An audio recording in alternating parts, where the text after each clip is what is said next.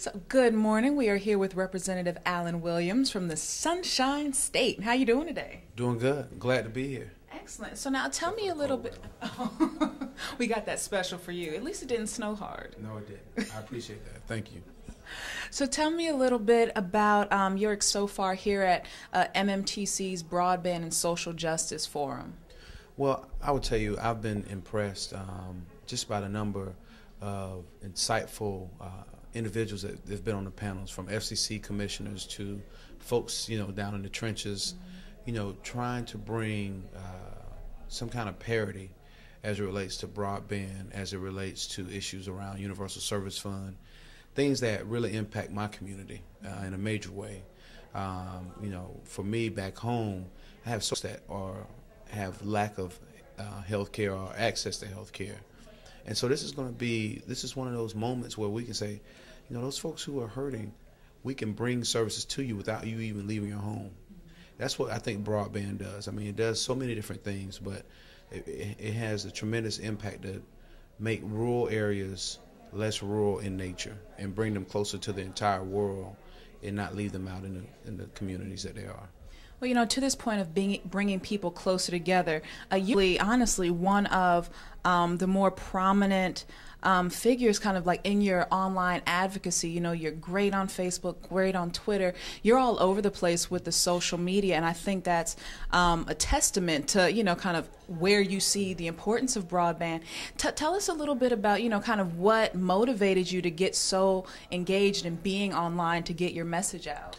Well, I will tell you, it started with a young lady by the name of Dean Sybil Mobley, who was the dean of the School of Business. And she always told me when I was in business school, even though I'm in politics, and that's a different story for a different time, but she said, you can have the greatest message in the world, you can have the greatest ideas in the world, but if you don't communicate them to someone or to some folks, they just stay in your mind. And so I think a lot of times when you hear great ideas, even if they're not your own, or when you hear great things going on, you need to replicate that. You need to get it out to the community. You need to get it out to the world. And in this case, Facebook, Twitter, all of those mediums have allowed individuals to communicate across the world instantaneously. And so for me, issues that are important to Tallahassee, issues that are important to the state of Florida, I want other folks to be aware of it, not those that just live in District 8 back in Leon County, but folks in California, folks in Germany, or what have you, whoever may be following me on Twitter, because hopefully somewhere in there's a kernel of knowledge that they say, wow, I want to learn more about this. I'm going to go to this website that was in Alan Williams' Twitter feed and learn more. And then, you know what?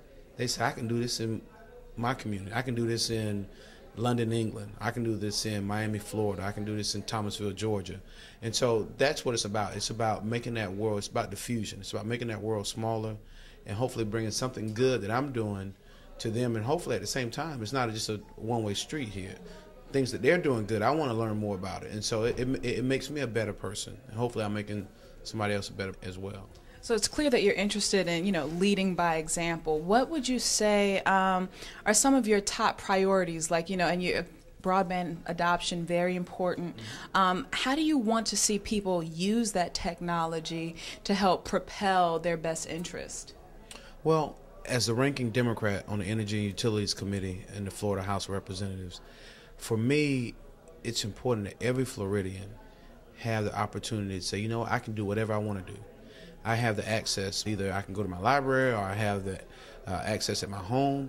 I can do and be whatever I want. I can have the type of business that I want. I can do it from the comfort of my lazy boy chair, or I can be out with my BlackBerry or my iPad or what have you, out in the communities making that change. And the only way we do that is by strengthening our networks. If we make those networks more robust, then our children have the capacity to learn more, because they can download more, play games, but we want them at the same time to play games that are important, whether it's financial literacy, whether it's looking at how do we talk about energy and conservation.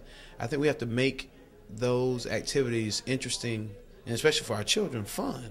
Make it fun to turn off the lights, or find ways to conserve energy, or make it fun to say, I'm going to save $1 out of the $3 my grandmother gave me, or what have you.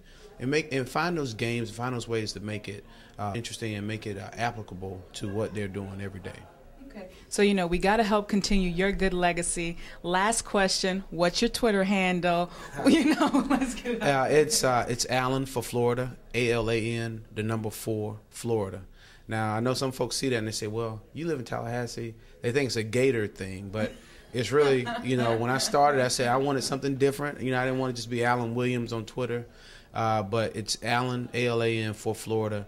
And then, I have my Allen Williams Facebook page. So, and we also have one for our office, a Twitter handle for our office, which is REP Allen Williams. And that's more formal. You don't get all of the hip-hop references sometime or, some of the tweets that I may send out to some folks. But follow both. They're fun. It's interesting. It's informative. But most of all, it's about connecting people. At the end of the day, it's all about relationships. So.